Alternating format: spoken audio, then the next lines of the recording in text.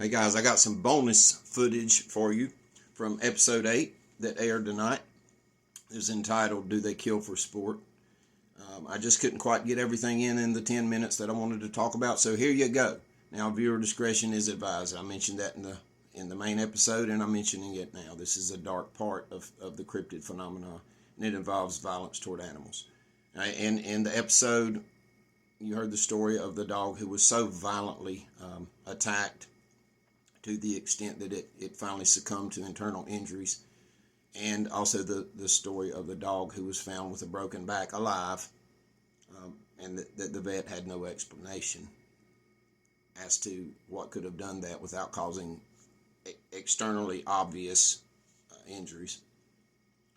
But in a previous episode that was titled, We Have Found Their Killing Field, we talked about deer that had been found, that I personally had found.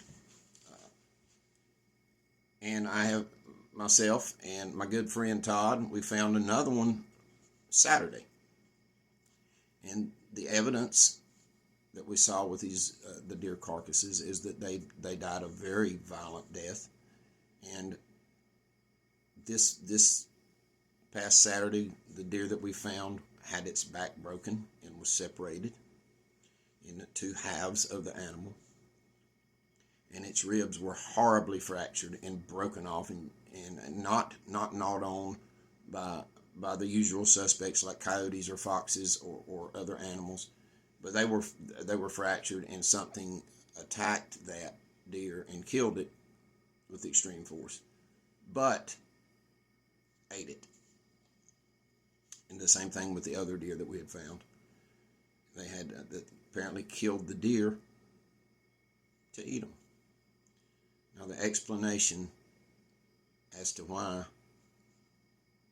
these dogs, goats, pigs have been found killed but not eaten, I don't know.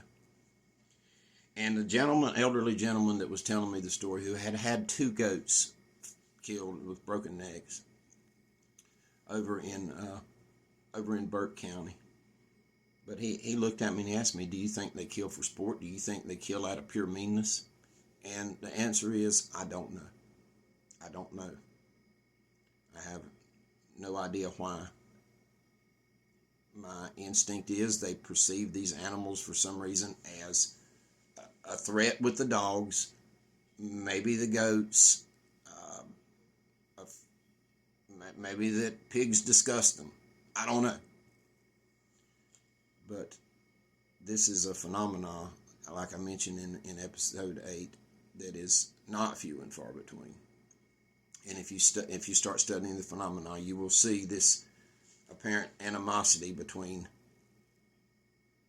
cryptids and dogs. Now, in the pilot episode of this series, it was about the miraculous survival of Scoot, the dog, 8-pound Yorkshire Terrier, who was 15 years old, blind, deaf, no teeth, who somehow managed to survive 18, almost 19 full days in the rugged creek bottoms in this general area.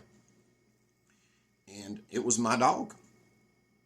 And when he was found, I was the first one to him at the creek where he was spotted, and I picked that dog up and loved him. But the foul stench on that dog was indescribable and very reminiscent of the smell that people report. I have smelled it myself. So what does that tell you? On all of this, as always, I welcome the theories of all the listeners. Even if you disagree with me, let's just keep it nice. It's free to be nice. Maybe share your experiences. And again, this is not a pleasant subject, but it has to be talked about if you're investigating this phenomenon.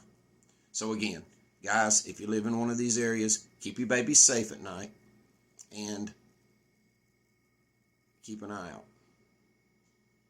As usual, I appreciate all of you, and Lord willing, I will see you again next week, if not before. I appreciate all of you.